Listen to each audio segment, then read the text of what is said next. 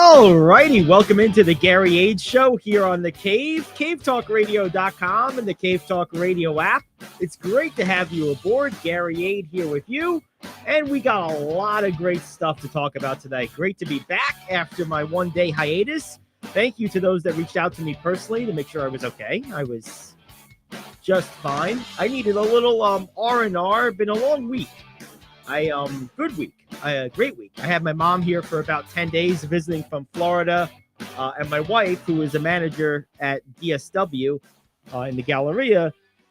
Well, they opened a new store or relocated a store in Ramsey, New Jersey, and it was sort of an all hands on deck type of thing. Regional managers, everyone was helping out, and my wife doesn't drive. So I was running her back and forth to Ramsey all week, and my mom had a car for half the time she was here, half the time she didn't. So I was running her around a little bit and, just generally just needed a morning to decompress and regather myself.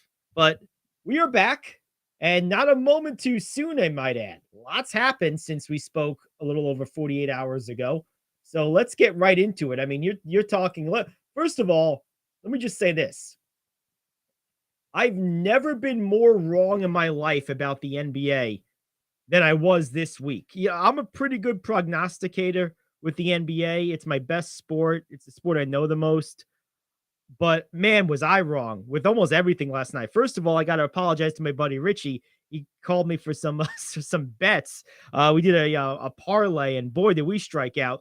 I advised him that to do two bets. The first parlay was Donovan Mitchell to have 34 or more. Nope. And the Cavs to win. Nope. And then the second one was the same two with Julius Randle to go over 24, which probably would have happened if not for the injury, but nope, didn't happen. So I cost him about $15. So sorry, Richie. My fault. My bad. But I was just getting warmed up. Let me tell you, I've been saying all year, I think the Milwaukee Bucks are the best team in the NBA. Well, they're out of the playoffs in the first round, 4-1. Miami went crazy. Jimmy Butler went nuts, scored about 100 points in 2 games. Just an incredible performance. And I have to tell you, I'm shocked, beyond stunned at how meekly the Bucks went out here. And before we say, well, Giannis missed the 2 games. Yeah, but one of those games was like one of the only game they won. They just got their butts kicked. And, the thing is, I was doubly wrong about this. I was wrong about the Bucks. That's obvious. That's over. And I guess maybe I was wrong about the Heat, although I still am not super impressed with them. I have to be honest with you. They had a crazy series, but I just don't see it as sustainable. Because here's the thing. This is the danger of it all. Let's say we have a Eastern Conference Finals, because now the I guess the Heat are going to play the Knicks, right? And that means assuming Boston finishes off Atlanta, which now it's getting dicey. More on that later. Then you're going to play Philly, so it will be either Boston and Philly versus or Philly versus New York or Miami. Let's say you get New York and Philly. That's a good series, but let's just say this. I just can't believe Miami, because if New York, Philly, if New York and Miami are in the Final Four in the East, and they are, and the number 1 seed is out, what if the number 2 seed, what if Atlanta pulls off the comeback? I mean, you're talking about probably the lowest seeding in NBA history in the playoffs. You already have the Lakers on the cusp of knocking off the 2 seed. It makes you question, is the regular season worth anything? And I'm the last person to ask that question because I love basketball. I watch NBA basketball year round if I could. But the truth of the matter is, if Miami goes on a run, if the Lakers go on a run, if the Knicks go on a run, all of a sudden, these are teams that were, Knicks had a solid year, but these other teams barely made the playoffs. The Heat barely made the playoffs. The Lakers barely made the playoffs, barely. And now here we are. So that's just something to kind of look at the ramifications of. I'm stunned at the Bucks losing. And I don't know what the answer is. Did they just have a bad series? Did Miami just catch lightning in the bottle? I tend to think so. It tends to seem that way to me. But, this isn't a young team. Giannis is still under 30. Middleton's early 30s. Lopez has been around a long time. It's not an old team either. So the question is, where do you go from here? Usually when you are a 1 seed, they had the best record in the NBA. I mean, there's only been a couple of these in NBA history where an 8 beat a 1, right? I mean, this is like the third or fourth time. Something like that. I mean, the Knicks in 99 did it because they went to the finals as an 8 seed. I know the Warriors in like 2007, I think it was against Dallas, did it. I know the Nuggets in 94 did it. An 8 beating a 1 in the first round. I don't know if it's happened other than those 3 times until now. Maybe I'm missing one, but it's a handful. 4. I named 4. If I'm missing one, maybe it's 5 or 6 at the most. It's no more than that. I'm sure I'm not missing more than 2 if I'm missing any at all.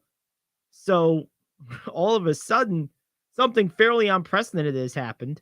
And the question becomes, if you're the Bucks, how do you react to that? Now, they did just maybe this is bad vibes already. Jimmy Haslam of the Browns, the principal owner of the Cleveland Browns in the NFL, recently bought a minority but significant minority stake in the Bucks. So maybe his bad vibes already bleeding over. You hope not, Milwaukee. But in all seriousness, you got to wonder, what do you do from here? Where's the path forward? How much adjustment do you want to make? How much adjustment should you make?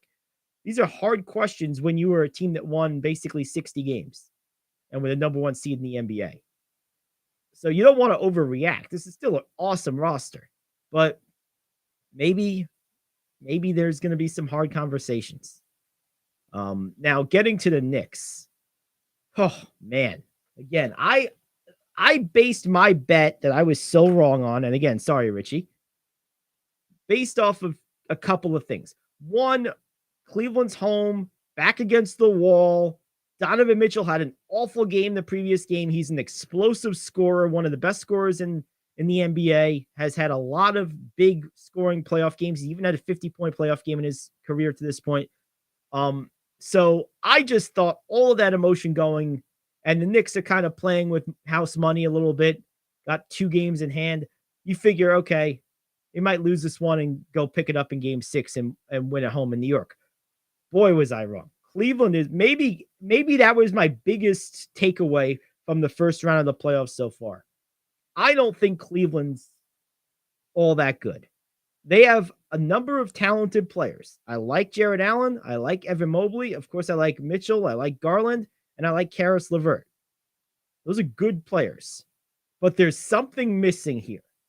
I don't know what it is, but they got absolutely dogged in this series. And I mean that in the mentality way. I mean, the Knicks had a tenacity, a physicality, an energy, a spirit to them, a intention of purpose to their movements that Cleveland just didn't match this whole series. They were lucky to win one the way they played in this series. They really were. And I don't know if that's something that is fixable or if you have to import that, whatever that is. But I'll tell you this, it was obvious watching this series that they just didn't have it. And, a lot of times when people have their backs against the wall, that factor comes out of them. And that's what I was betting on, quite literally, and also figuratively, with my prediction for last night that I was obviously very wrong on. So that didn't go according to script. So now you still got a couple first round series in play. Of course, you still got the Lakers who dropped their game to Memphis last night. That wasn't terribly surprising. That was the one thing I got right last night. I figured Memphis would come back and get a W in Memphis, not lose on their home court. They're a pretty good team. But that series is now 3-2 in favor of the Lakers going back to LA. Golden State won last night, beating the Kings. That was a surprise too. That was one I didn't predict. So I was 1 for 4 last night. They beat the Kings in Sacramento. So now Golden State has home court advantage going back for game 6 to Golden State. Now Sacramento's in a tough spot. Of course, if Sacramento finds a way to win that game, then they have their game 7 at home. So we'll see. We'll keep an eye on that. We'll see how that plays out. Atlanta beating Boston is pretty crazy. I'm surprised. I'm very surprised how long that series has gone. So I guess the long and short of it is here, a lot of surprises this time around for me.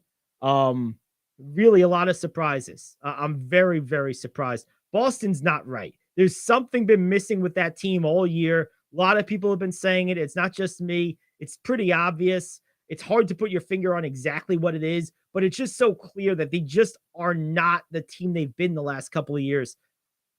I mean, I think, and the Knicks look pretty good. I'm still not sold on the Heat. I think they had a crazy lightning in the bottle series. Um, I think this is Philadelphia's conference to lose at this point. I really think Philly's the best team in the East right now. I thought Milwaukee was. Obviously, they're out. They weren't. So take my word for what you paid for it. But if I'm gonna keep in the ring and keep swinging and keep doing this show and keep giving my take, I still believe Philadelphia is now the best team in the Eastern Conference, maybe the best team in the NBA. But I tell you what, a lot of surprises early on in the NBA playoffs, and that is not typical. The one thing about the NBA, and this is one of the things I love about it, is it's the most to script sport in the playoffs of all of them by a margin. Like you don't get these crazy series upsets in the NBA, and I love that. I always feel very satisfied that we're getting the best possible matchup near the end. I'm not going to necessarily feel that way this year, although if it's Philly, then I'll be okay, because whatever happens in the West happens. Like I've been saying all year, that can go any which way, and there is no clear best in my mind in the West. I thought Milwaukee was the clear best. I thought Philly was a clear second. That Milwaukee's obviously gone. So if Philly makes it, I'll feel like, okay, the best team made it. Look, if the Knicks make it, I won't feel like the best team made it, but I'll be excited, of course. Locally, that would be amazing. But I'm not sold on Miami yet, and I'm definitely not sold on Boston. They don't look good at all. They're struggling to beat an Atlanta team, which was the definition of average during the regular season. I mean, they were the most average team of all time, probably. All right, let's take a break. We'll come back. Coming up next, we got our first in a long line of guests today. Ton of guests today. We have Joe Platero of the Orange County Bombers. He'll be joining us, one of their hitting coaches. Does some stuff with the 16U teams, does some private lessons. He'll be joining us. We'll also hear in a couple of minutes after we speak to Joe, we'll hear from Tucker Lincoln of the Bombers, as well as Evan Mejia of the OC Smash. And then later on in hour 2, Bret Van Hooser will be talking with us about Mets and Yankees, talking from the perspective of a magazine owner. He owns Fastball magazine. Joe Vasile of the Renegades, Seth Kamens of Back Sports Page. A lot of guests the rest of the way. It's the Gary Ayd Show here on The Cave.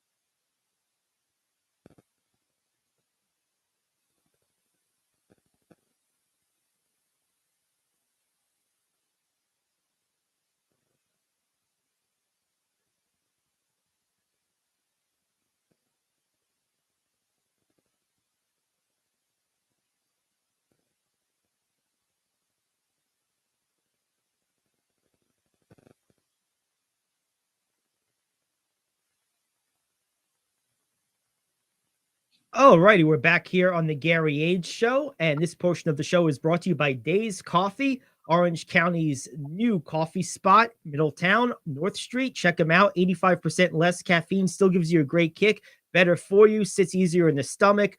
It's formulated by a retired cancer pathologist, Dr. Grant Lee, who founded Days Coffee a couple of years ago. Go in there, tell them the Cave sent you, and get a $4 gift certificate for just $2 over at radioonlydeals.com. Again, that's Days Coffee, radioonlydeals.com, $4 certificate for $2 only for Cave Talk Radio listeners. This is the Gary Ayd Show. I'm joined now by Joe Platero of the OC Bombers, one of their coaches, does some private lessons as well. What's up, Joe? How you doing? Good morning, Gary. How are you? Doing well. All right. Good to have you. I'm doing well. It's nice to be on with you. So, we were talking a little bit yesterday. You are, I guess you would say, in your second career here, doing the coaching thing. I know you're a retired, was it police officer, NYPD? Is that right? Port Authority Police. Port Authority. Got it. Okay. Very good. And so how long have you been in the coaching game at this point? I started off coaching Little League, I would say probably about 10 years ago. And I've been with the OC Bombers since about 2017. Wow. Okay. Yeah. Very cool. Now, in that time, what has been the, first of all, how'd you initially get into coaching? Did you have a background as a player? Was it a child maybe, and you learned the game through them? Like, how did you first get into coaching all those years ago? I think it was just, I've always loved sports, being around sports. And then obviously once I had kids of my own, just kind of instilling that in them and throwing them into that sports background, I just decided that to give coaching a shot. And that's where I got into the Little League aspect of it. And then just really enjoyed being around kids, man. And just not so much when you say coach, but like teacher. I really enjoyed teaching kids how to play the sport. And it just happened to be that softball is kind of where we went with it. Yeah, it's interesting. I did a little coaching in basketball for a number of years, and one thing I learned was how nervous I got just trying to feel like I belonged as their teacher, because I went from basically being a player to being a coach, and a lot of the people I coached my first couple of years were former teammates. We were basically the same age, so that made it even trickier. And I'm just curious, when you first started, did you have any sense of like maybe doubt or apprehension of, gee, I hope I'm teaching them the right thing, given that you weren't coming from a career in this area? I didn't, because of the fact that working with my oldest daughter, who's 16, just seeing the results that I was getting from her, with her and I working one-on-one, it just kind of showed that, you know what, my message can get through. And you know what, if I'm doing this for my daughter, why not try to get this message out to, other girls, to teach them the sport. Very, very cool. Now all right, let's say you get a new kid. Now, first of all, before we go there, one other thing. What's your what age ranges have you coached during that time? So I started off coaching, I would say, let's say from a travel ball aspect now, I started off coaching with the 10U team, and I've gone up as high as the 16Us. I'm actually obviously currently with the 16U Springer team now. So I kind of have that full age range of pretty much almost their whole high school years right now. Yeah. So, all right. So let's say you get a new kid in. Let's say you get a new girl who's, let's say, a 10U, and you're teaching her batting fundamentals. Where do you start? If you have like a basically close to a blank canvas, where's your starting point? Where is the baseline? So basically where I start at is, hitting is a feeling. And when I speak to the girls, it's kind of like, I'm here for you. You're not here for me. I want you to tell me, what are you feeling in the batter's box? Is it nerves? Is it a confidence thing that they are already maybe struggling with or dealing with? And then we kind of just build off of that to get them to have that self-confidence in the batter's box. Because let's face it, their mother, their father, their coach is not standing in the box with them. It's them against, 8 other girls standing in front of them and one, squatting behind them. So try to just get them to have a little more self-confidence in their self, on their approach. And then we'll kind of go into the mechanics of things and start focusing on the swing in general. Makes a lot of sense. All right. What now, as far as what about other aspects? You focus primarily on hitting, or do you do teaching in fielding and pitching technique or anything like that as well? When I'm coaching with the team, it'll be, we're working on fielding as well, obviously. But when I'm doing private lessons, I'm basically focused on the hitting right now. I also we have on Sunday mornings kind of like an open organization with the Bombers where, the teams will come in the different age groups to hit. So I'll also be a part of that and take a look at their mechanics, their fundamentals of each of their swings, and then just kind of trying to dissect them in a limited amount of time. But then when I'm working with them one-on-one, obviously it's just that focus for that time frame is just with them and on their specific mechanics and techniques on what they're doing. Makes sense.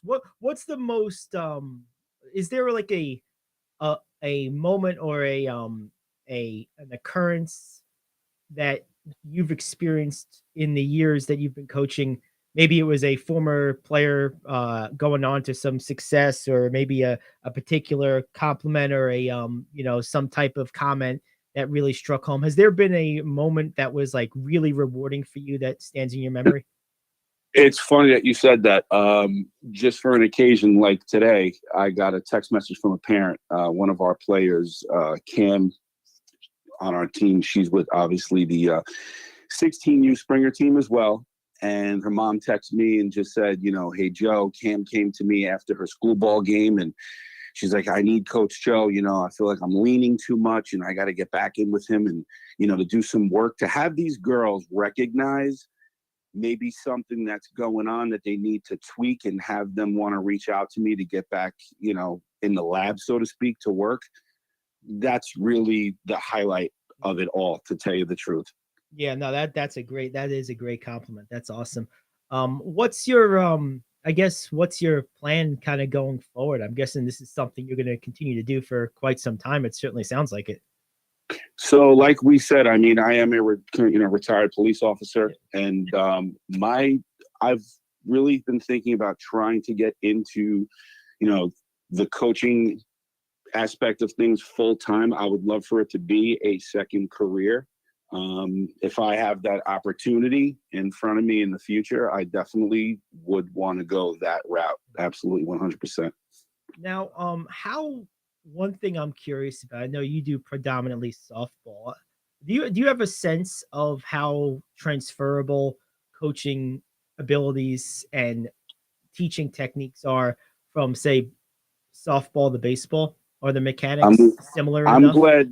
I'm glad you asked that question. So what I've really been focusing on with the girls is females have to generate their power using the bottom half of their body. Mm-hmm. So what I try to really instill in the girls is that you have to use your legs and, your hips to generate that power. Let's not focus on hitting a ball over the fence. Let's focus on hitting a ball through the fence.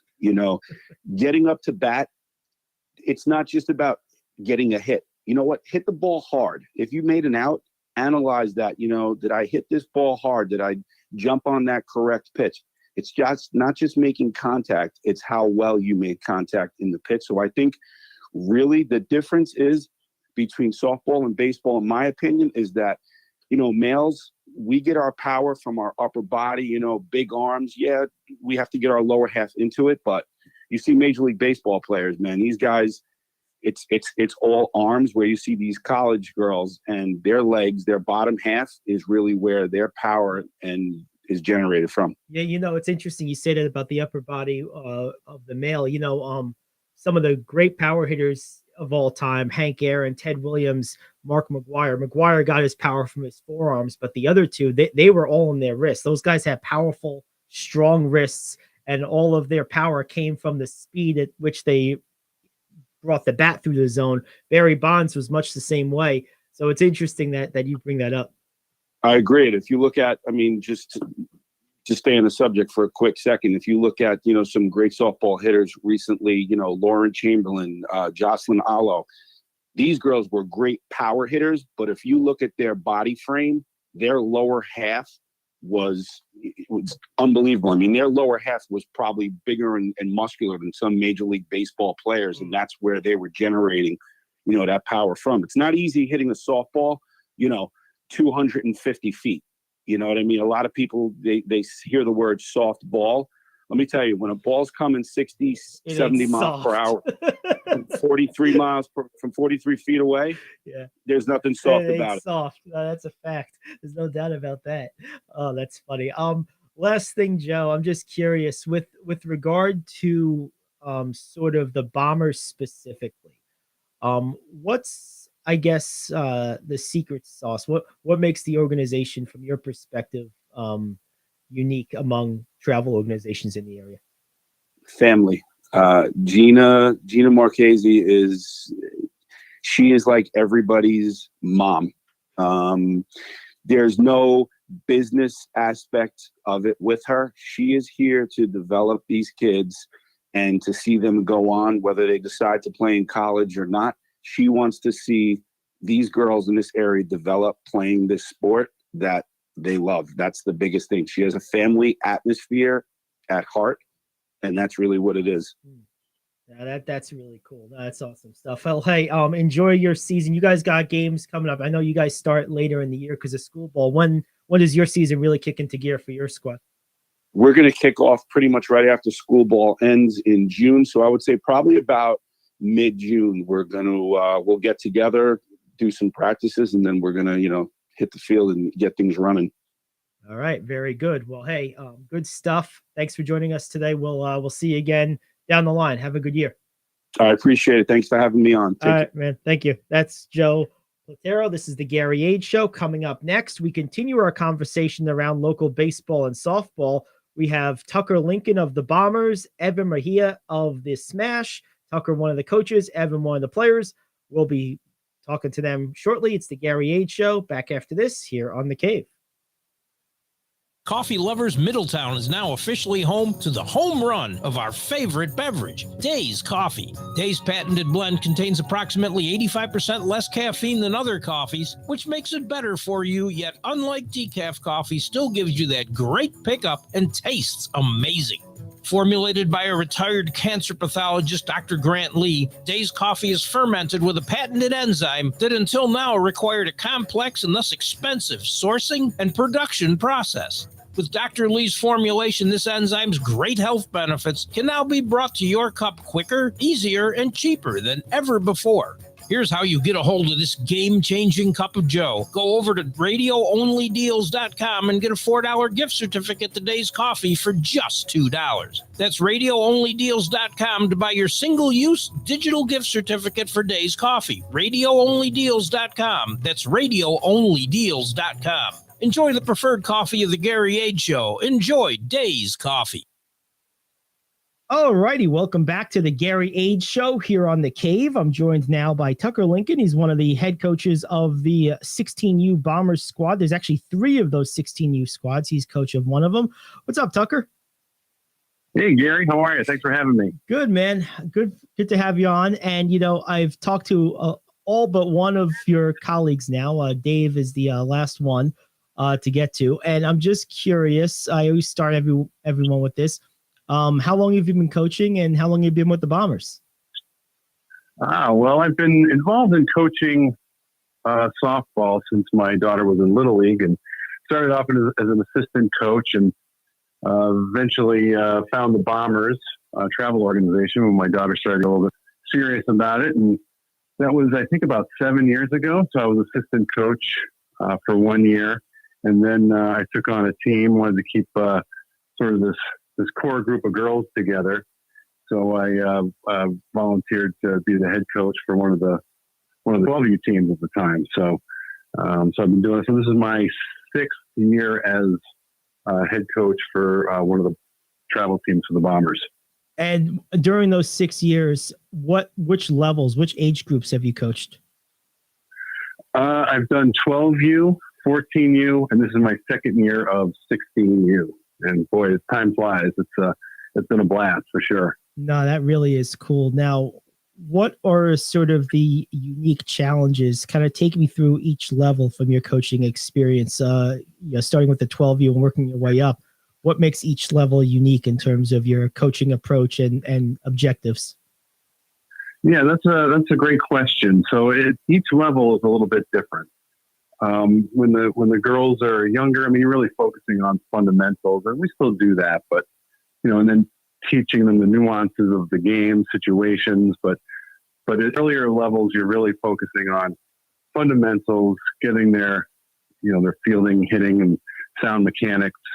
As they progress in age, it becomes, you start to get into more of the complex nuances of the game, and I really enjoy coaching them now at this level because they're older, they understand the game, they understand strategy, pitch calling. It's really fun now coaching at this level, and it becomes a little easier as they get older, and it's really a lot of fun. Yeah, I would think so too. That makes a lot of sense that it would get easier as they get a little older. Communication, I'm sure, is more direct. It's more, they're not quite adults yet, but more like adult to adult versus adult to child. I'm sure it's just got to be a much different game. What about the competition level and the focus on winning? Does that become more of a factor at the older ages too? No, I think, the girls that do travel even early on, they want to win. They're very competitive. That's one of the reasons why they get into this.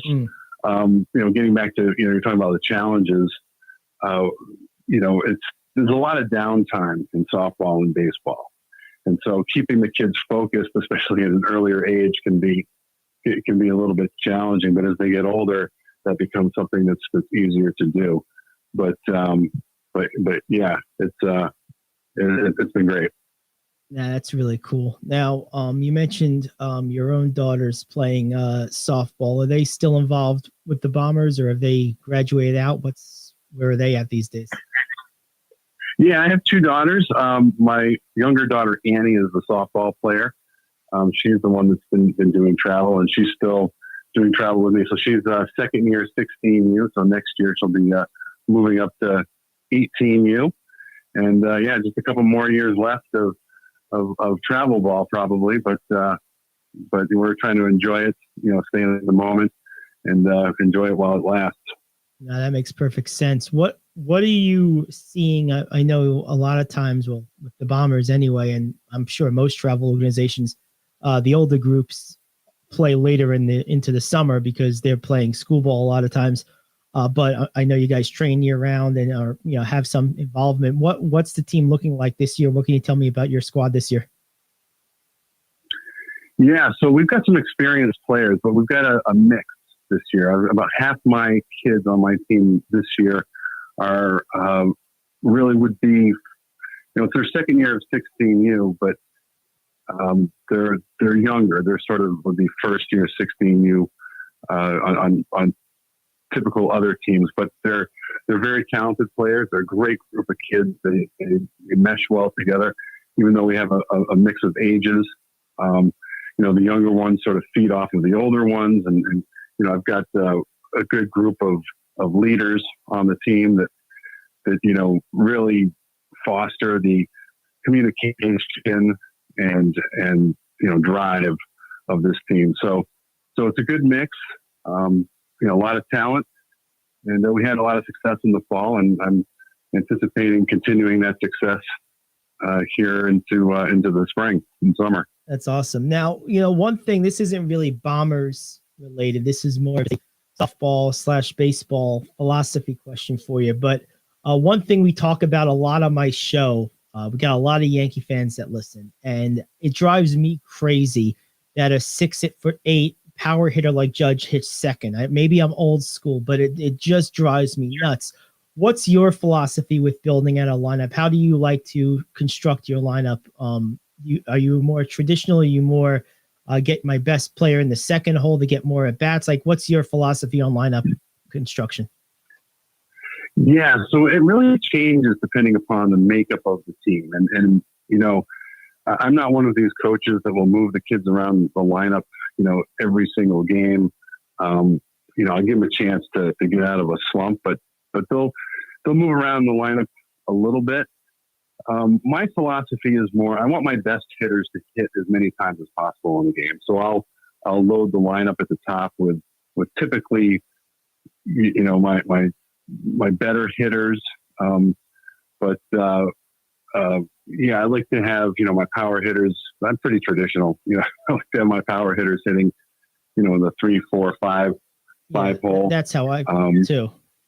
Yeah, exactly. Yeah. I mean, not that this has anything to do with the Bombers, but like the thing I always push back on with the way the Yankees do it with Judge hitting second is the fact that if I'm a pitcher, why am I ever going to throw him the ball? Like, I'm never going to pitch to him. Like now with Stanton out, if Anthony Rizzo or Gleyber Torres is hitting behind him, go for it. Knock yourself out. Like, I'm not scared of those guys. You know, like so. No, I like the traditional stacking too. That's why I asked you that question, because it comes up a lot in the context of just greater conversation around baseball and softball. Well, yeah, when you're loaded in the Yankees, it's nice to have that luxury. It's like Judge in the number 2 spot. Yeah, no doubt. Yeah, no question. All right, last couple of things. Over your course of your 6 years with the Bombers, is there a particular tournament or destination that you know from experience the girls really look forward to, like a place, event you kind of mark on your calendar as something that everyone kind of either talks about or looks forward to each year? Yeah, we like to try to do a nationals tournament every year or most years. This year, unfortunately, we're not able to, just our schedules don't align. But for the previous year, we did Ocean City, Maryland, and USSSA Nationals, and that was a great experience. The weather didn't really cooperate with us, but the girls had fun, and you know, so those are week-long tournaments, and there's a lot of fun things that the girls can get involved in during these tournaments. At Ocean City in particular, you know, there's beach time, and we've done Myrtle Beach as well for a week-long national type tournament as well. So, you know, that's one of the great things about travel ball is not just the on-the-field experiences, but during these trips that we take with each other, they're memories that are going to last for a lifetime, for not just the kids, but the parents too. You know, we've got a great group of parents this year on this team, and we have in years past, but, you know, we have a blast when we go for, you know, overnight, you know, weekend tournaments and week-long tournaments. And, you know, it really makes, you know, that's another thing. You know, the parents are so key to the success of the team, and whether or not I enjoy coaching, to be honest. So, you know, when I have great parents like I do this year and last year and even the year before too, it's, you know, I've been fortunate to have such wonderful parents that make coaching easy and fun. Yeah. That is such a key. I mean, you know, it's one of the reasons why there's a lot of shortages of referees across all sports in the country right now, because a lot of them, you know, don't want to take the abuse. And when you have a good group of parents that don't give you that, because the coach gets some of that too, if you have a bad group, it definitely does make the job easier. I've observed that just from my vantage point covering sports, that dynamic. One quick follow-up on that. If you just purely selfishly for you yourself, what's been your favorite place that you've gotten a chance to travel with coaching with the Bombers? Well, and those places that I mentioned just a minute ago, like Myrtle Beach, that was really fun. That was a few years ago. Ocean City was great. We do, you know, we do a Connecticut tournament at least once a year. I've got some family out in New England, so that makes that, you know, personally very fun. I get to have some relatives and family come and watch my daughter play and my team play, where they wouldn't otherwise really be able to see them play. So I look forward to doing that every year. We did a national tournament out in Connecticut as well. and that was fun. So, there's a number of venues. Yeah, and sure. One of the fun things about being a head coach is, even though it takes some work, is I get to schedule the tournaments, and I have to get input from the parents and what their availabilities are. But a lot of times I end up picking some of my favorite venues, and that's a fun thing for sure. Hey, as Bill Parcells used to say, if I'm going to cook the meal, I should shop for the groceries. So you get to shop for the destination here. Exactly right. Exactly. That's good stuff. Well, cool, man. Well, hey, when's your first big tournament this year? When you guys really kicking things into gear?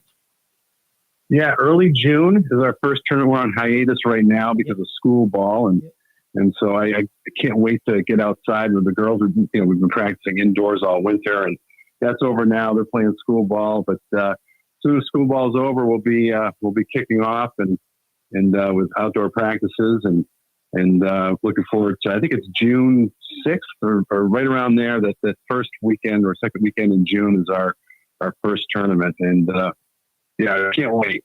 Love watching these girls play. Awesome. Well, good stuff. Have a great season, and thanks for spending some time with us. We appreciate it. All right, Gary. Thank you very much. Appreciate it. All righty. That's Tucker Lincoln. This is the Gary Ayd Show. Back after this here on The Cave.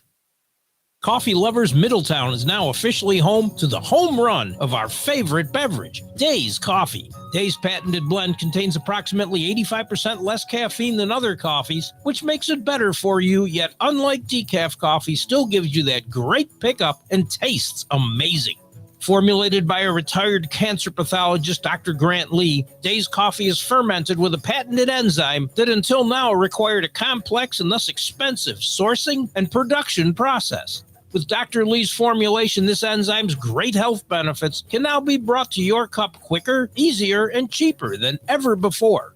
Here's how you get a hold of this game-changing cup of joe. Go over to radioonlydeals.com and get a $4 gift certificate to Days Coffee for just $2. That's radioonlydeals.com to buy your single-use digital gift certificate for Days Coffee. Radioonlydeals.com. That's radioonlydeals.com. Enjoy the preferred coffee of the Gary Ayd Show. Enjoy Days Coffee. All righty. Welcome back to the Gary Ayd Show here on The Cave. And we are joined now by one of our OC Smash players of the week, Evan Mejia. And we got his father here as well, Rudy. What's up, Evan? How you doing? Good. How are you? Good. So first of all, congratulations on a great week. Couple RBIs, scored a run, played some infield and outfield. So tell me about the week. Is there a particular play or moment or game that like stands out in your memory? Well, when I second at bat, felt good, and I knew first pitch I had to take. His coach told me to take.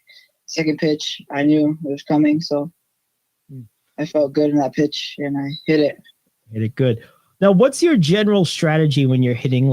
There's different people have different approaches. Like if let's say you're up 3-0, you know the guy's going to groove one. Are you swinging or are you making him throw the pitch over the plate? I'm making him throw the pitch over the plate until he does a strike. Okay, so you're not swinging in a situation like that. Okay, what's your general? What do you generally play in the field? Do you move all over the place, or do you generally play one position? Generally play third or outfield. Okay. Do you have a preference? Mostly third. Yeah. You gotta pay close attention out there. They don't call it the hot corner for no reason. You ever have any close calls?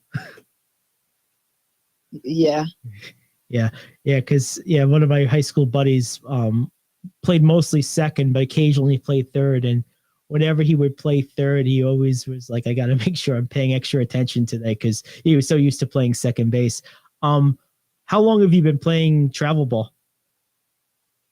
For 5 years now. Okay, so has that been with the Smash most of the time, or did you play elsewhere as well?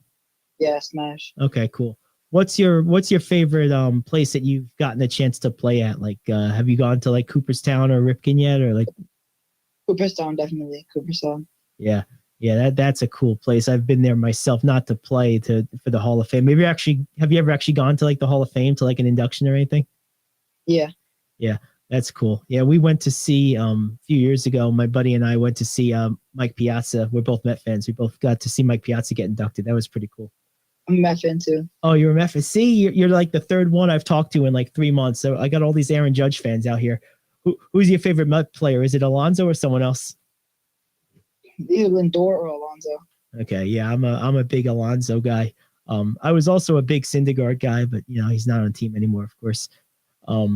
Cool. Now, what's like your favorite part about baseball? Do you like the hitting, the fielding? Like, what's your favorite part about this sport? I like fielding, but like also like pitching a lot. Oh, do you pitch? Yeah, sometimes. Yeah. Oh, okay, cool. Mostly relief. Do you start? Like, how do you generally get used? Mostly relief. Yeah. Yeah, relief pitching's tricky because, like, on one hand, you can just like let it rip because you don't got to worry about pacing yourself the whole game. But on the other hand, like, you can't mess up because like you're only in there for 1 or 2 innings. Yeah. Do you feel when you come into a game as a pitcher, do you feel like a certain amount of pressure to like not give up a run in that situation? A little bit. I mean, you gotta approach the hitter. Yeah. Right. Do you throw left-handed or right-handed when you pitch? Right. You're a righty. Okay. What's your out pitch? You gotta get a guy into 2-strike count. What are you trying to get him out with? A changeup, Change up, yeah. Cool. Have you had a chance like over your time playing? I'm guessing you've made a lot of friends playing baseball. Are most of your close friends also baseball players or Smash players? Yeah. Yeah. What's the travel like? Do you have like a lot of fun like on the trips themselves when you're driving from one place to the other? Like, what's your favorite part about like the whole thing outside of the actual game? Like staying at the hotel and going in the pool and stuff. Yeah, that's cool. Where was the nicest hotel you got to stay? Was it in Cooperstown or was it somewhere else? In like Virginia. Like Richmond area, somewhere over there. Yeah. Yeah, I used to live down there, further south, but Virginia is really nice. When you're have you had a chance maybe to like people who may be a little younger than you, who are maybe looking at playing travel for the first time? What would you tell them as far as like if you could explain it to them, like what it's like, and get them excited about it? What would you tell them? Just don't think and just hit at the plate and just don't think, just do it. Just do it. Yeah. Do you play elsewhere still, like school ball, modified, anything like that? Modified. For which school district? For Monroe Woodbury. Monroe. Okay. What would you say is the biggest difference between travel ball and say modified? Like, is it like an adjustment when you're going from one to the other? Like, what's the biggest difference between the two for you? Like modified, like people that look a little slower because like some of them don't really pitch a modified, and for travel, most of them like maybe like they more competitive. More, yeah. That makes a lot of sense. How many people do you maybe that also play on the Smash? Do you have other Smash teammates who are also teammates in Monroe? Yeah. About how many of you are there? Like 4 or 5 or something like that? Yeah. I'm just curious. Like 4, like 5 or 4. Yeah. Okay. That's cool. Hey, I just want to ask your dad or your mom one thing real quick. Sure. Oh, Rudy, you're still there. What's up? How you doing, buddy? Good, man. I'm just curious. How would you describe, if you were going to talk to a parent who was maybe putting a kid into a program for the first time, how would you describe travel to them in terms of what they're signing up for, what they can expect, like what the expectations are? Like if you were just like giving a new parent advice on putting a child into travel ball for the first time. Okay, great. I think I'm a little biased. I would definitely advise them to join Smash, the organization on the Rich, Rizzy.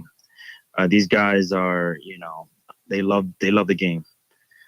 They put their heart and soul into the system, and but basically, I would just tell them, just do it. It's great for the kids, great experience. More importantly, they learn the game. I noticed the difference between my son when we first moved up here to Orange County, 5 years ago, and I see the way him and his teammates play, and it's impeccable. These kids are very talented. It's an all-year program, and we definitely see the results.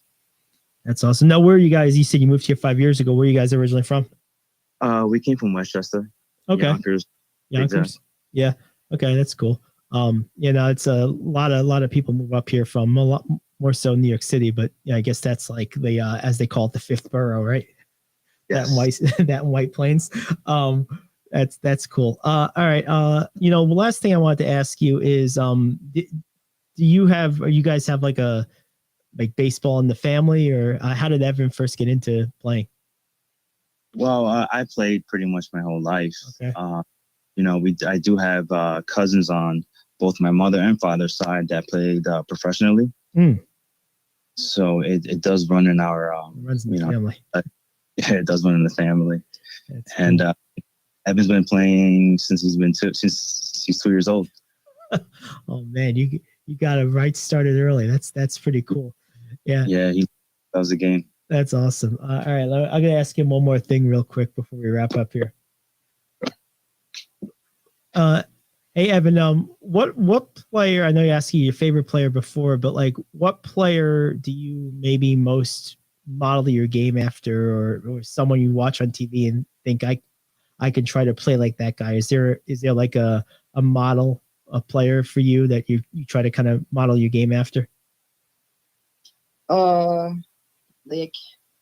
Pitching wise, when I pitch, I kind of think of like when I like relief or close, I kind of think of the pitcher, Edwin Diaz for like the Mets. Yes. So I have that in mind. And for hitting, I kind of like watching Jeff McNeil in the Mets because just he gets base hits in the right situations. Yeah, good answer. I love Jeff McNeil. He's one of my favorite players. Just don't pitch in the World Baseball Classic and tear up your knee right before the start of the season when we're supposed to win the World Series. Just don't do that to me. Yeah. All right, man. Well, hey, good luck the rest of the year.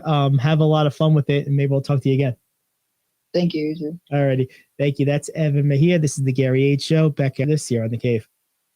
Coffee Lovers Middletown is now officially home to the home run of our favorite beverage, Days Coffee. Days patented blend contains approximately 85% less caffeine than other coffees, which makes it better for you, yet unlike decaf coffee, still gives you that great pickup and tastes amazing. Formulated by a retired cancer pathologist, Dr. Grant Lee, Days Coffee is fermented with a patented enzyme that until now required a complex and thus expensive sourcing and production process. With Dr. Lee's formulation, this enzyme's great health benefits can now be brought to your cup quicker, easier, and cheaper than ever before.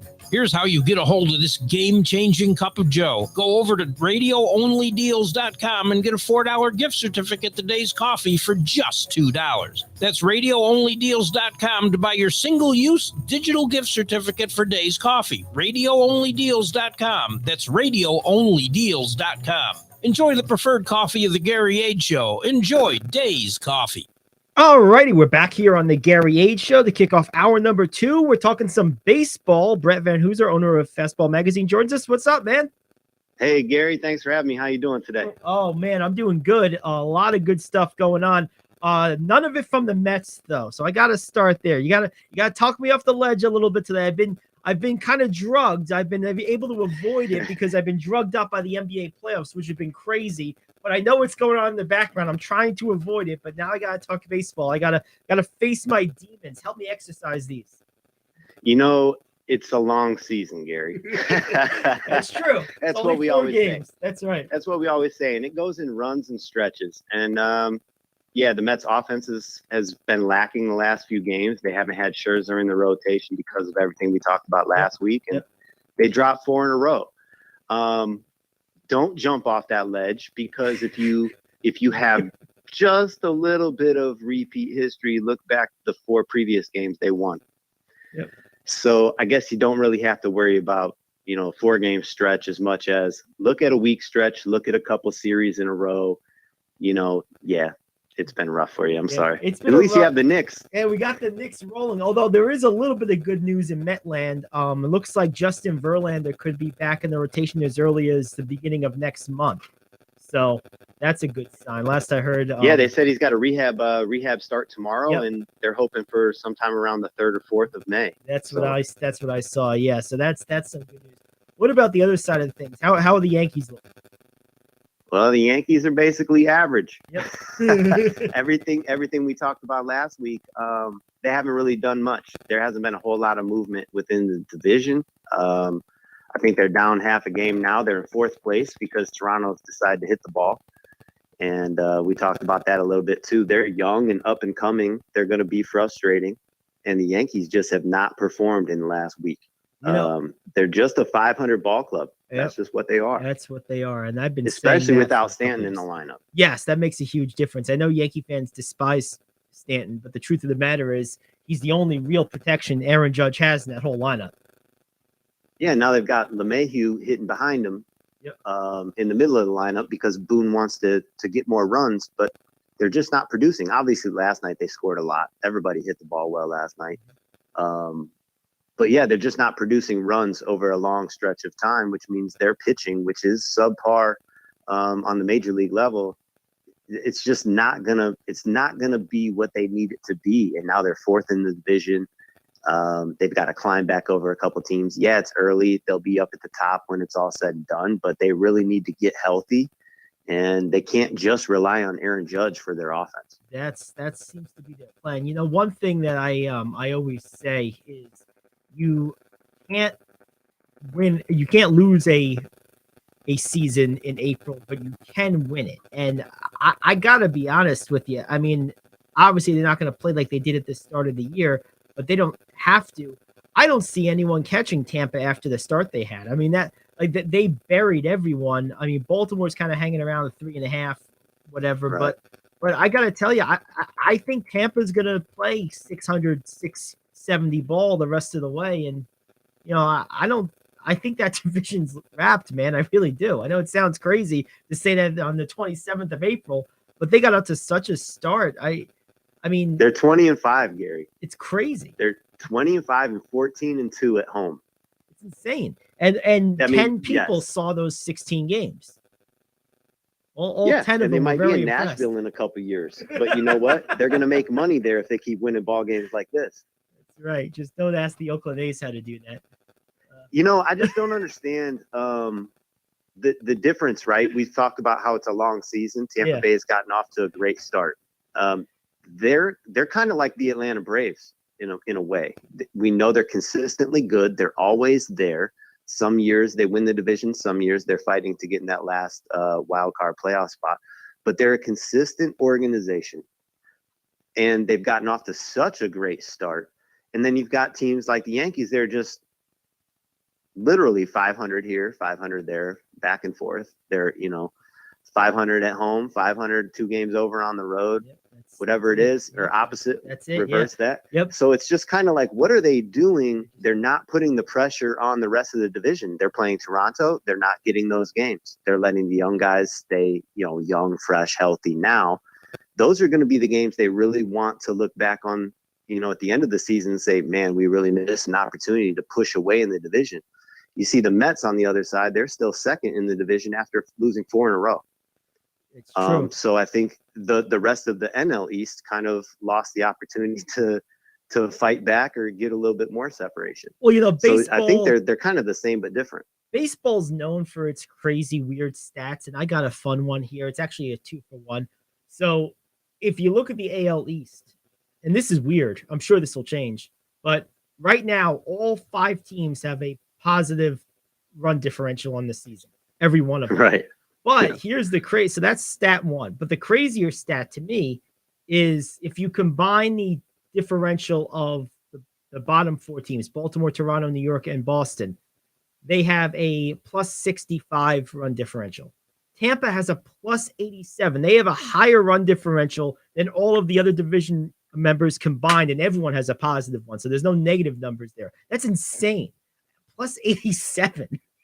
It's plus 87, and that's what? I mean, how many minus million they are for their payroll every Right, year? I know exactly. I mean, it's unbelievable what they're doing there, and I think people just don't respect it They don't because care. of the market that they're They in. just don't care. It's Right, sad. but it's pretty special what they've done there the last few years. No, it really is. They should definitely run away with the AL East, and they'll win over 100 games. That's the way it looks right now. It looks that way. Maybe Oakland should give them a call and be like, "Hey, we need another team that won't draw, so we can say we have a team still."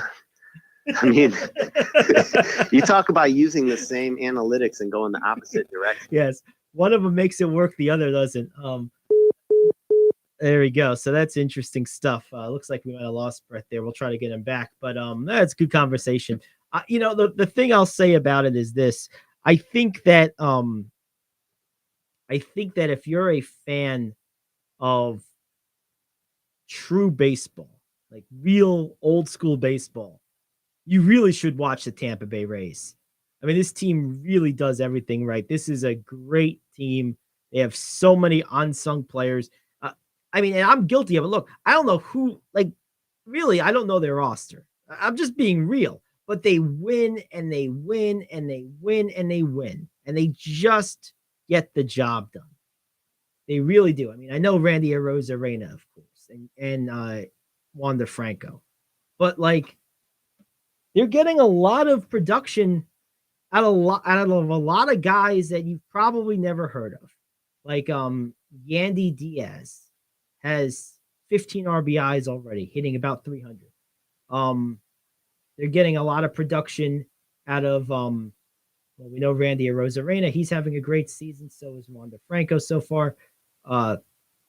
Isaac Padres has 12 RBIs. Brandon Lau has 15.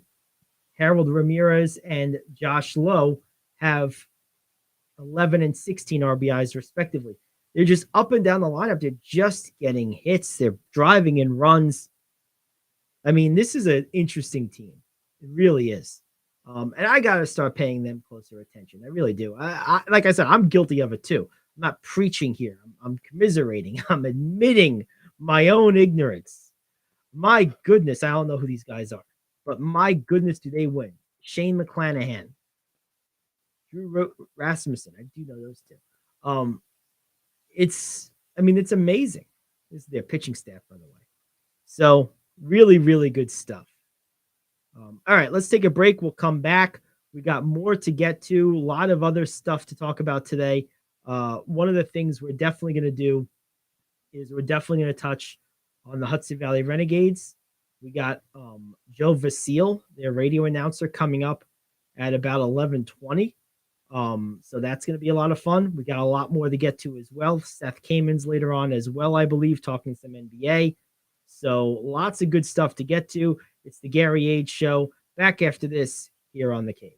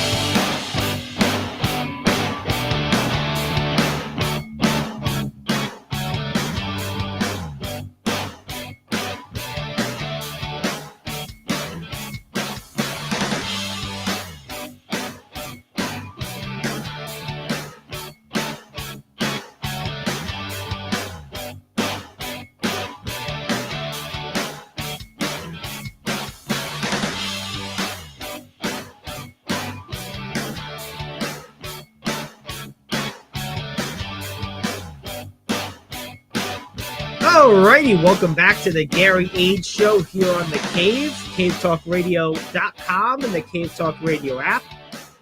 We got Joe Vasile coming up in a few minutes. Hudson Valley Renegades play-by-play man. And, yeah, look, they're having a really good year. Maybe the Yankees offense can call some of those guys up, because let me tell you something. As Bret was saying before in his slightly truncated spot, their offense is just kind of putzing along. There's nothing. Look, this is just boring. It's just the same. The Yankees have been appreciably the same team the entire time Aaron Boone has been the manager. They've had him as their manager now going on, I think, 10 years. Right? 2011 or 12, 13, somewhere around there. Was when Joe Girardi got shown the door. And since that time,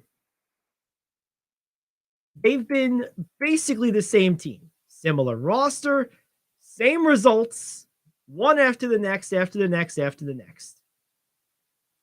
I mean, guys, like, there's nothing new to say. I mean, really, this team has had no progress, no improvement in years. Yeah, every year someone has a crazy season. You know, Judge had a crazy year last year. Garrett Cole's off to a great year this year. Great. What has it accomplished? I mean, nothing. Really nothing. So Girardi was the Yankee manager until 2017. Okay, so it's not 10 years yet. It feels like it. So it's what? 6 years, 7 years? Long enough that I'm like, when are we going to go in a different direction? Look, I am the president of the Fire Aaron Boone fan club. There's no doubt about it. I've never liked the guy. I think he's a lousy manager. He's either a lousy manager or the Yankees shouldn't have a manager. And what I mean by that is he's either bad at his job or they don't let him do his job because it's all done programmatically, basically, by the front office and the computer nerds. It's one or the other.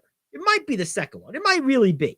But in that case, just put the guy out of his misery and go just say, we're not going to have a manager. Nope, no manager. We're just, everything's predetermined by the computer.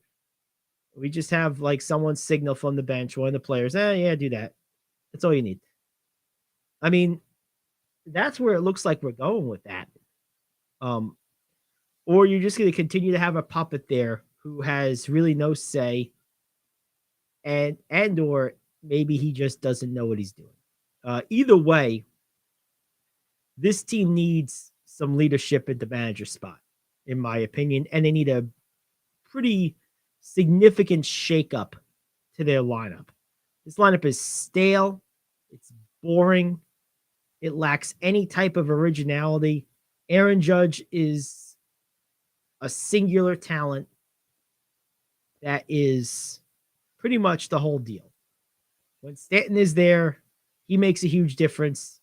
He's the only true protection that Judge has. Of course, he's out right now. And of course, Yankee fans will never accept Stanton. They'll always say it's too much money, blah, blah, blah. They don't like the contract. He's like the new A-Rod. He's nowhere near as good as A-Rod, of course, but he's a great player himself. But he's the new A-Rod. That's the guy they're always going to blame. They're always going to pile on. It's never going to be good enough. He's never going to be worth it. But the truth of the matter is, without him, you got nothing. Well, what scares you in this lineup? I mean, really, other than Aaron Judge, who am I afraid of? Am I afraid of Anthony Rizzo? He's a fine hitter. He's 290. He's a good hitter. I'm not afraid of him. Gleyber Torres got 3 home runs, hitting 266, under 400 on base percentage. Am I afraid of Volpe? No, he's a kid. Am I afraid of DJ LeMahieu? No, good professional hitter, but he's a more or less a singles guy with occasional gap power. Got 2 home runs, and now he's hitting 5th while Stanton is out, or 4th. 3rd, 4th. He's in the middle of the lineup. I can't remember which slot, but he's hitting behind Judge, basically. So he's probably hitting 3rd most of the time. I'm going to pitch to Judge to avoid DJ LeMahieu? I don't think so. Oswaldo Cabrera? He stinks. I mean, who am I afraid of here, guys? I mean, I'm not afraid of any of these people. So it amazes me. And again, this is probably, again, an analytics thing. It amazes me that Judge gets as many pitches to hit as he does. It really does shock me because the truth of the matter is there's no one around him to make me want to ever pitch to him. If it was up to me, he would get not that he's as good as Bonds was, he's not, but he would get the Barry Bonds 2002 treatment. He would. I'm not pitching to this guy under any circumstances. Not with this current lineup. Now, if Stanton's back there, yes, I have to pitch to him a little bit. But otherwise, no. We welcome on Joe Vasile of the Hudson Valley Renegades, their radio play-by-play man. What's up, Joe? Hey, Gary, how are you? Good, man. I'm just kind of on a roll here, so I want to get your opinion on something before we dive into the team. Their parent club, the Yankees. I've been saying for a lot of time, but several years, this team has been basically the same team since they let Joe Girardi go. Appreciably, they've been the same roster for the most part. Aaron Judge is a singular talent. Cole's having a great year. But, why am I going to throw Aaron Judge a ball, ever? I'm not afraid of DJ LeMahieu. I'm not scared of Anthony Rizzo. I'm not scared of Gleyber Torres. This lineup, man, I tell you, it just feels stale to me. You know, it's an interesting thing. I mean, I think I'm probably a little higher on Anthony Rizzo than it sounds like you are. Just in terms player. I don't want to bash him, but am I gonna give Judge a pitch to hit, worrying about Rizzo behind him? No.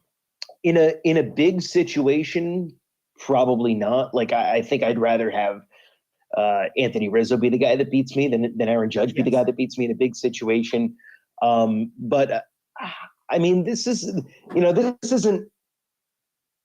Barry Bonds in the early 2000s, right? Where there was literally in that San Francisco lineup after their World Series year, it was Bonds and that was it. So they just intentionally walked him 2-3 times a night.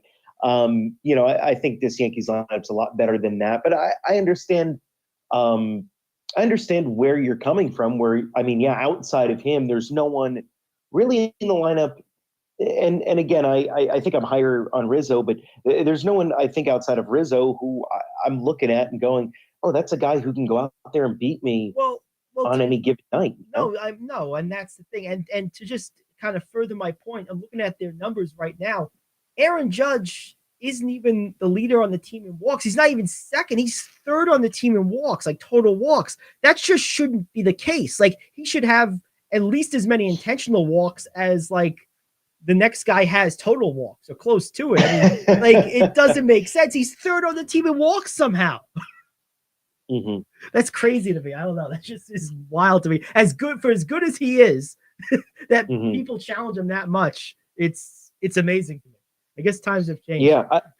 And honestly, Gary, I haven't watched a ton of the Yankees this year just because we're usually playing at the same time as they are. But I would wonder, just for anyone out there who does watch the Yankees a lot more than me, I wonder if part of that is just maybe Judge realizes he's going to get maybe one pitch to hit in that bat, and when he gets it, he's swinging and he's going after it rather than letting it go by and working deeper counts and trying to get into more walk situations. That's very possible.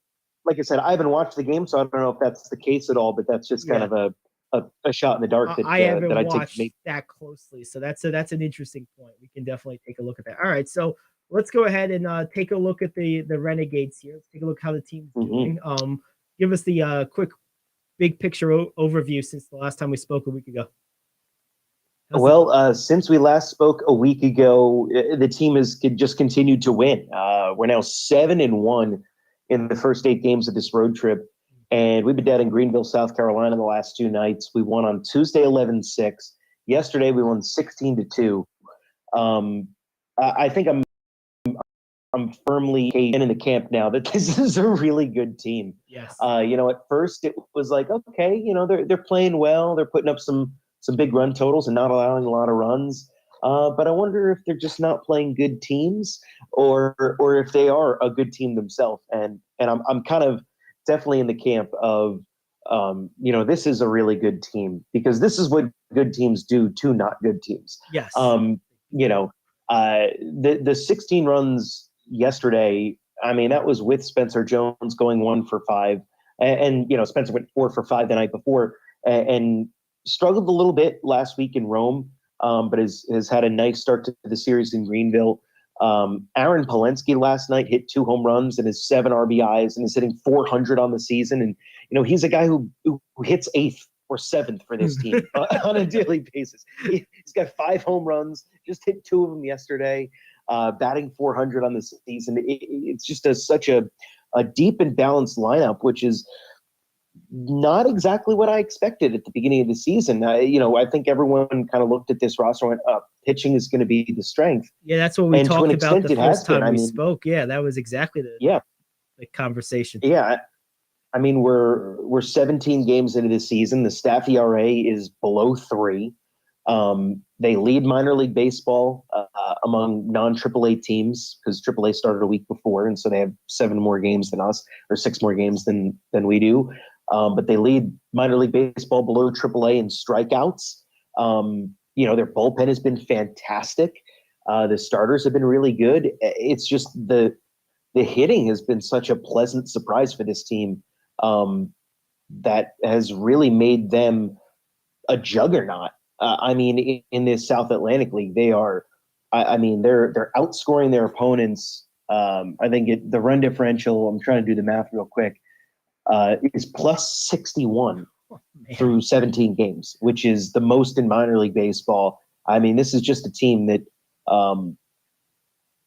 they are relentless. They'll fall behind early in a game, and you never feel like a game's in doubt, because, just yesterday, there was a 6-run inning, a 4-run inning, and a 4-run inning. Just at any given time, they can just materialize offense against guys, and it's a lot of fun to watch. It really is. Yeah, no question about it. It's been fun to follow. I mean, I've been to a couple of games so far. I've followed the team kind of from afar when they've been on the road. And that's my next question, Joe. One thing that people who don't follow minor league baseball closely may not know is the road trips tend to be longer in duration, both number of games and time. You guys have been away for quite a while now. You'll finally get back on, looks like Tuesday. Well, that's your next home game. I'm sure you'll get back before then, but you guys have been on the road for a while now, dating back to really the middle of the month. On the 18th, you played in Rome to start this trip. Is there any road weariness for maybe some of the guys who are new to affiliated ball? Because this is pretty much an old hat for anyone that's been involved in minor league baseball on any level. But when you first do and you go away for 2-3 weeks at a time, is there any road weariness? Not that I've noticed yet, although I will say from my experience, it really starts to set in around the second Thursday, the second Friday. So today and tomorrow, I suspect maybe I'll start to see it a little bit. It's always those last 3-4 games of the trip that are okay, yeah, guys are ready to get back. Go home and be home. I know I'm ready to be back and be home already. Yes. It's raining down here in Greenville today, and it's looking like it's going to probably just rain all day long. So we may end up having a doubleheader tomorrow. That's yet to be determined. But yeah, at least for now, I haven't noticed a lot of it. And I think part of it is everyone, teams winning, everyone's having fun. And so it makes being on the road a little bit better. The travel day on Monday and going to a new city for the second half of the trip kind of helps to shake things up too. And not for nothing, I don't think that it helps or hurts rather that Greenville is a much more fun city to be in than Rome. And so it's okay, we got the less fun part out of the way first, and now there's a lot of restaurants and different things to do around the hotel. There's a Topgolf that I know some guys are looking forward to going over to at some point. There's a lot around the ballpark. So I think that little bit of new scenery and some different things to do has also helped to give the guys a little bit of energy. And in addition to the just absolute butt kickings that they've been handing out the last 2 nights. Now, this is going to sound crazy given how thoroughly you've just smacked them around the first couple of games, but what kind of team is Greenville? Do they have some talent here, or are you just guys just beating up on everybody? So it's hard to say. But what's been your on the ground view of Greenville's roster? Greenville has some talent. Marcelo Meyer was the number 4 overall pick of the Red Sox a couple of years ago. He plays shortstop for Greenville now. 20-year-old kid from San Diego you could see he's going to be a real good player. I think he's the number 9 prospect in all of baseball. And they have some other interesting players on the hitting side of things as well. Blaze Jordan, their first baseman's got a lot of good power. They've got an infielder named Chase Mydroth, who was a 4th round pick last year, who's looked like a nice little player for them. But the pitching has been rough. They've got some guys who are hard throwers, but guys who we've been able to hit pretty well in these first 2 games of the series.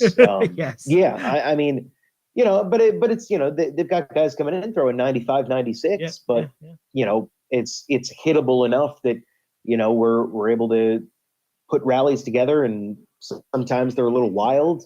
And I would say their pitching is more of a work in progress, but they do have a good number of Red Sox prospects on the team. It's just a matter of the pitching kind of helping things out. It's always tough when, like, yesterday we had a 6-run inning in the top of the 3rd, and it just kind of like takes all the wind out of their sails early in the game. Puts you to bed right away, of course. Yeah. And then it's just foot on the gas the rest of the way. It's a lot of runs, 27 runs in 2 games. You can't argue with that. You guys got a nice homestand coming up, starting on the 2nd and going through the 7th, 6 games against Wilmington. Anything cool happening when everyone gets back to I almost called it the Dutch Heritage Field. How dare you? I know. I have been calling it that for 20 years, Joe. You gotta give me a break here. No, it's all right. Listen, it's old habits die hard. I catch myself saying it once in a while too. And it was only 1 year for me, but no, I think we've got a lot of cool things coming up on the next homestand. Next Thursday is our Women in Sports Night, which is going to be a pretty cool night. Also, it's a Thirsty Thursday and a Dollar Dog Thursday and all that other good stuff. Friday on Cinco de Mayo is our first Copa de la Diversión nights of the season. We're going to be giving away a replica of our Copa jersey, which is the Phenomenos Enmascarados. It's the you may have seen it. It's the raccoon that's like dressed up as a Mexican wrestler, as a luchador kind of look. It's a cool thing. And Luis Flores, who works in our front office and organizes our Copa nights, always does a really good job with creating an awesome atmosphere at the ballpark. So looking forward to that, plus post-game fireworks there. And really looking forward to the series with Wilmington from a baseball standpoint. Wilmington has the Nationals top prospect this year, and another top 10 prospect in all of baseball with them. So that's like a really exciting thing to be able to come and see. I'm blanking on the kid's name right now, and I'm trying to talk through James Wood. There you go. But so James Wood with Wilmington is a really exciting guy that I'm looking forward to seeing, and so there's a lot of reasons to come on out next week. And from a baseball reason, I mean, Renegades are really good. This is a really good team, and you're going to want to come out and see this team while you still can, before guys start moving up to AA, because I mean they're just an absolute juggernaut. Yeah, no question.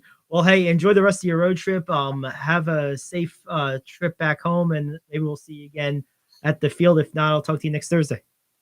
Absolutely. Thanks so much, Gary. All right, man. Thanks, Joe. And that is Joe Vasile of the Hudson Valley Renegades. This is the Gary Ayd Show. Seth Kamens is next here on The Cave.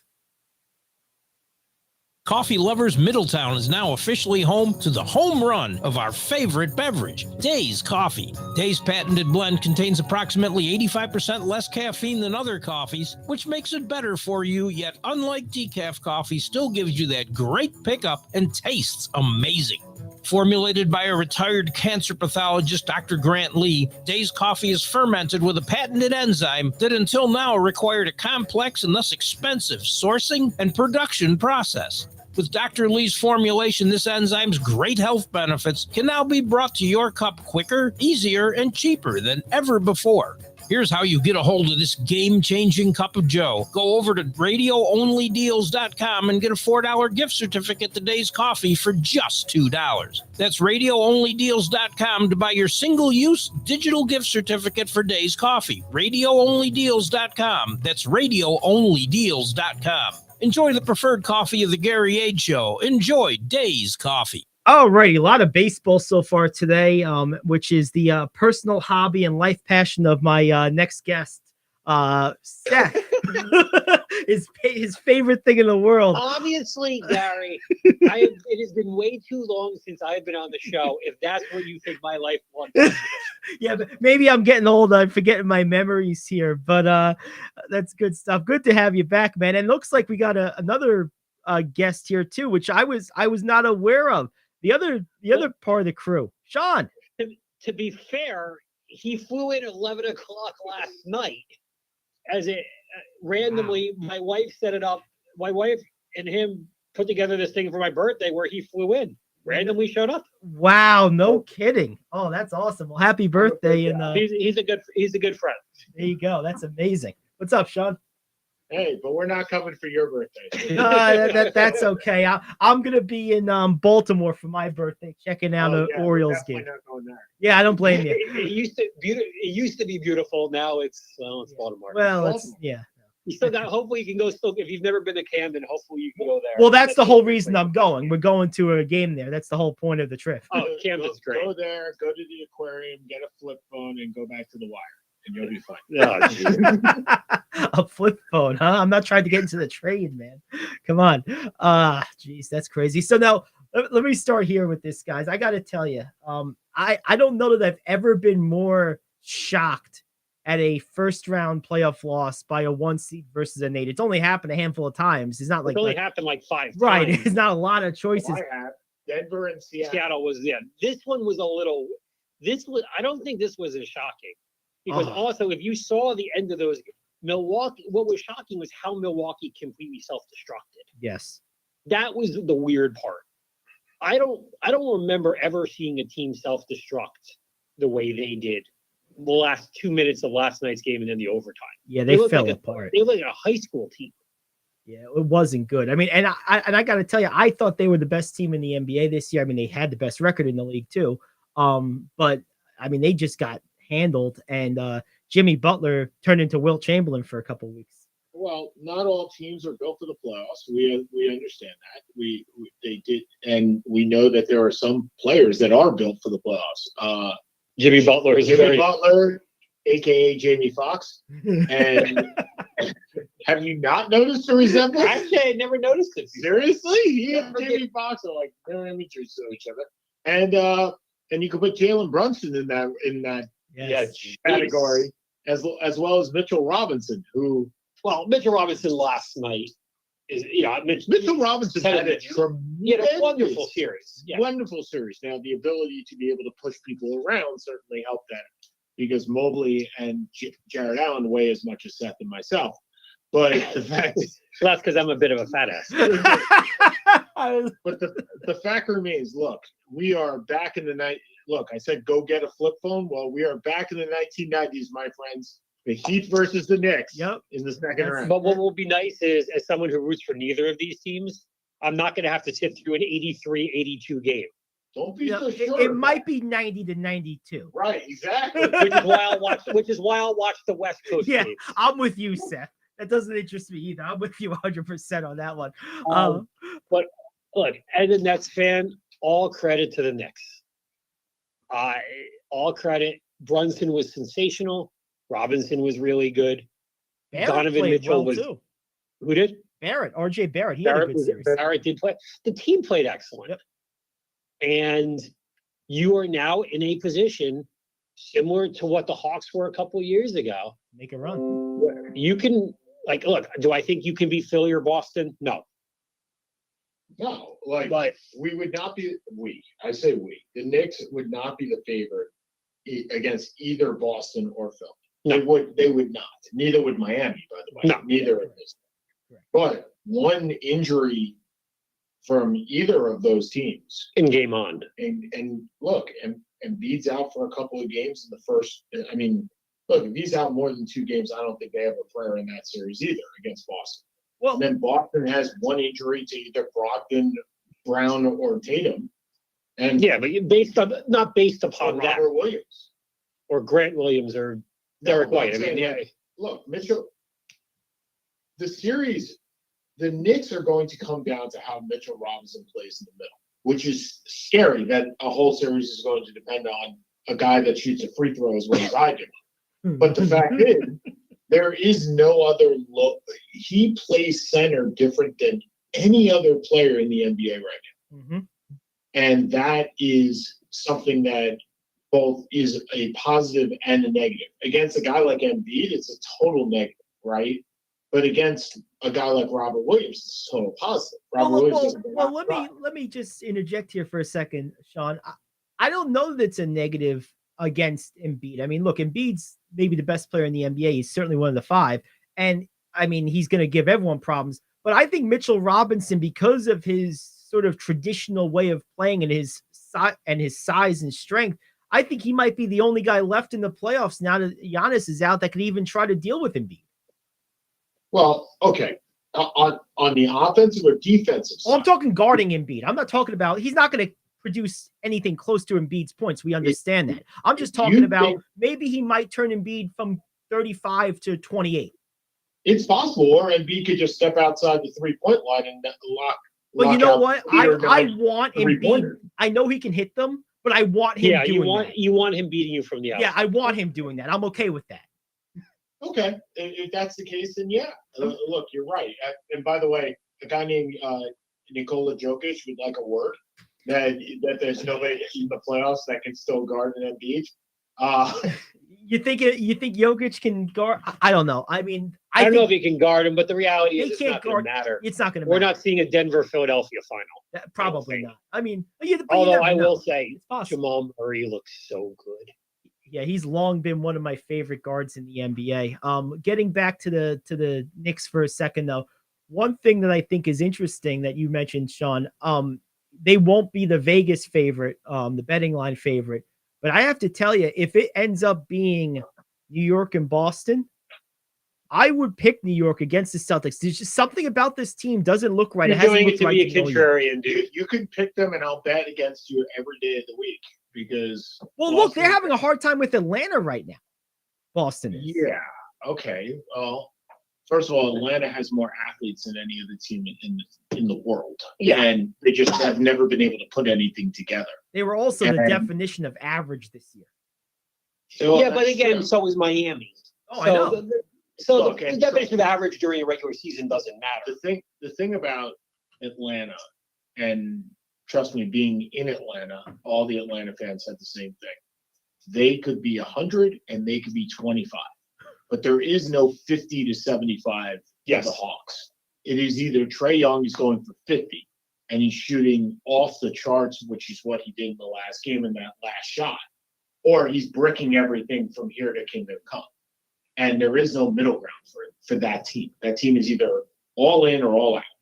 And you saw all in the other day. Yep, you sure did. You saw the first 2 games were the most boring games I've ever seen in the playoffs. They were unwatchable. They were unwatchable because they were all out. So the question is, do they come back and do that again? Murray's back, I believe, tonight, right? Yes. Yeah. So, look, Murray is the X factor for that team because when they block down Trae Young, which likely they'll bracket him tonight, can Murray do that? My question for you is, are you watching the draft or are you watching the Celtics game? Oh, I'm watching the Celtics game. I'm in playoff mode. I mean, I'll keep an eye on the draft. What I'll probably do is I'll probably do like the ESPN live feed website thing for the draft and have the game on television. I think that's my plan. Okay, so outside of Boston and Atlanta, you may be the only person in the world that is going to be doing that. I'm just in playoff mode. Look, it's like one of those things you get caught in the routine, and I'm just like comfortable in it right now. I've been watching a lot of basketball. I guess this is the only series that I had no interest in watching. And I still have absolutely no interest in watching. Unless Atlanta wins. And if Atlanta wins, I am happy to say I was dead wrong. I've been dead wrong this year on 3 things. Oh, me too. Only 3? Well, definitely 3. One is Jalen Brunson, no question. I did not think he would be able to put that team together the way that he has, because that team is the same team except for him. From last year. I was wrong on Mitchell Robinson, 100%. Didn't think he was worth the money. Still can't. Would love to see him hit more than 52% of his free throws, but you can't get everything out of an $11 million guy. And I was wrong in the fact that I thought that the Jets would hold out and get a better deal for Aaron Rodgers. I was going to say, we haven't talked about that. They bent over and took it up. Yes, they did. They did what James Dolan did for the Knicks. For Carmelo Anthony. They did exactly the same, except there is one thing that they did not do. They did not give up 16 first-round picks. They didn't give a Deshaun Watson deal. No, but you're getting a 40-year-old quarterback. And you're only getting him for probably 2 years. Yeah, but let me ask you this. Yeah. If he can bring Zach Wilson up to being a good quarterback at the end, was this worth it? And I believe it is. If he can bring him to that point. Well, but here's your problem. Then he's a big contract. Right, but yeah, he's a big contract off of what? Because Rodgers is going to be a starting quarterback for 2 years, and you're going to have to make the call on whether to. What do you resign? You're resigning him a Jordan Love type deal. I get it, but you also know you're not forcing out Rodgers at the end of 2 Well, I have a slightly different perspective on this. I'm stunned. I know you're shocked. I think the Jets, yes, they gave up a lot, but they have no quarterback. I don't believe Zach Wilson has a chance in hell at being good. I don't think they have a future. I don't think they have a plan. They've never drafted a quarterback well in their entire history. So if it's for 2 years, you have a good quarterback, even if he's 40, you know what? It's better than they're going to do for the next 20 based on their history. No, you're right. Yeah, I don't disagree with that. I think that I think they gave up far too much with the leverage that they had. They just didn't use their leverage. The same way that James Dolan, you knew Carmelo was coming here after the year. And he traded 3 starters and a first-round pick. 2 first-round picks. 2 firsts. I just think they didn't use their leverage well. And at the end of the day, Gary, I think you're right in the fact that this year Zach Wilson would not be a good quarterback. But perhaps next year he would not. But 2 years with Rodgers, and this is someone who he has a pre-existing relationship with. Exactly. Where there could be the opportunity to actually become the quarterback that you want. He could be Steve McNair. He struck me as scared. When I watched him play, he looked terrified. That's okay. But we're not looking this year. Right, but we understand that, Gary. Because I agree with Sean, I agree with you. I agree. I would not want him starting. I would not want him starting a USFL team at this point. XFL maybe. XFL maybe. Maybe he can go back and start. He wouldn't even start at Maryland this year. But he'd be a senior at BYU, though. That's the thing. Well, but seniors at BYU are like 31 years old. So that doesn't really He'd still be a senior in college. Right.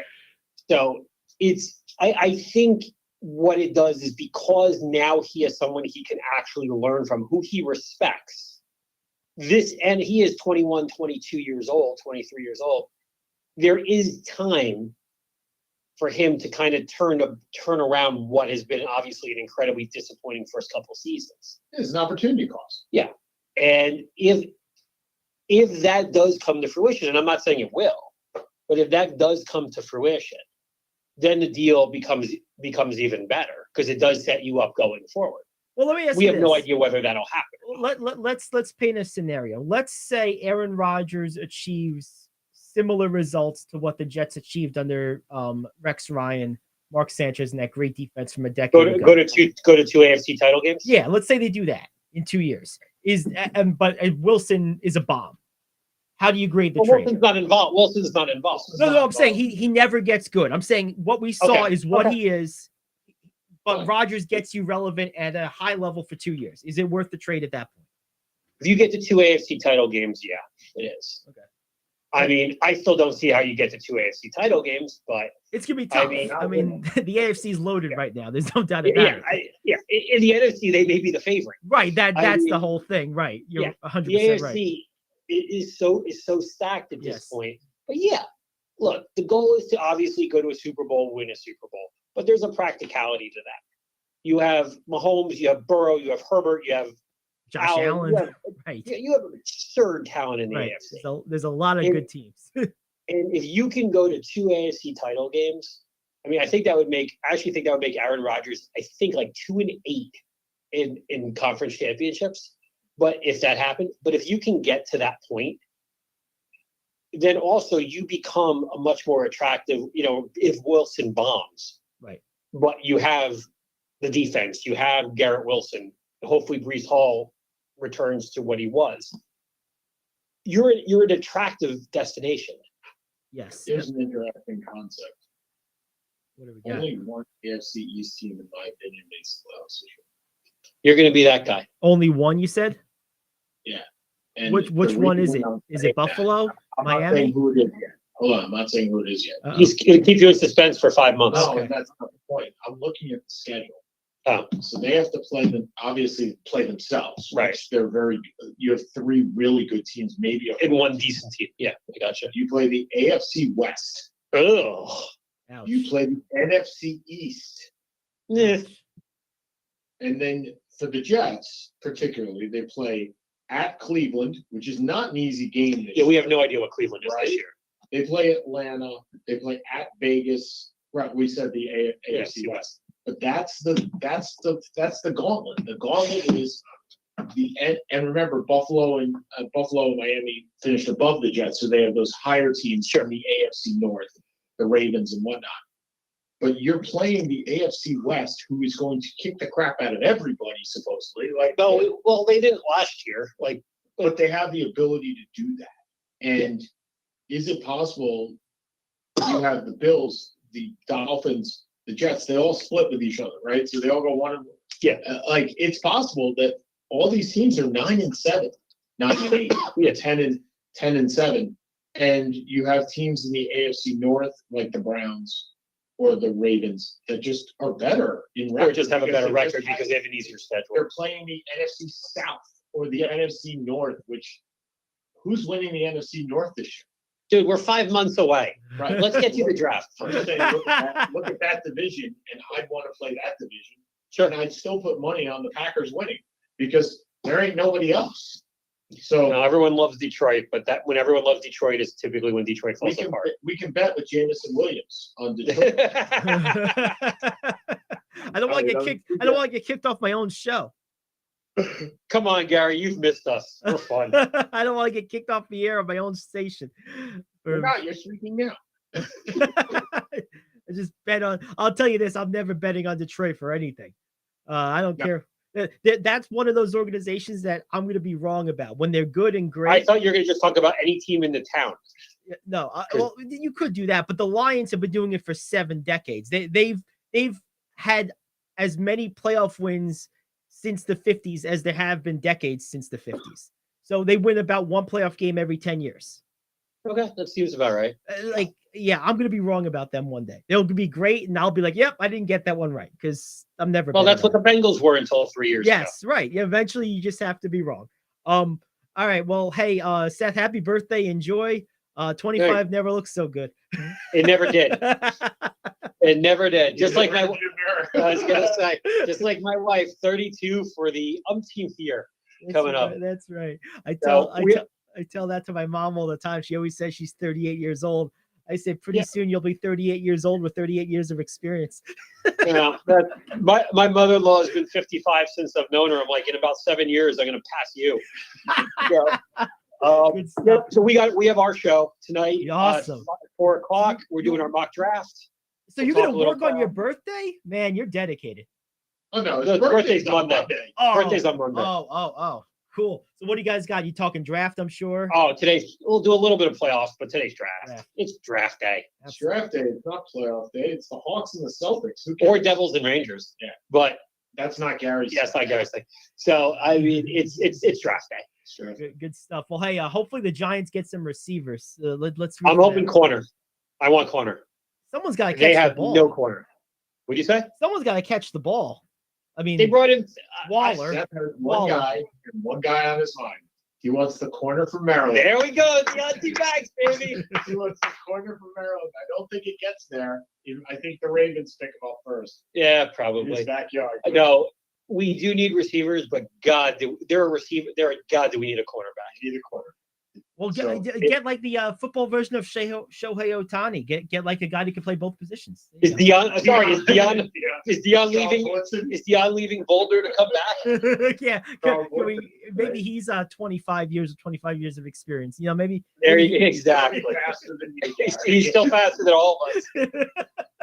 All right, guys, we'll have fun at it. All right. Good stuff. All right, have a good one. Have you back. All right. Thanks, Seth and Sean. That does it for us. This is a hell of a show. I think we're good on that. We'll see you again tomorrow. It's the Gary Ayd Show here on The Cave.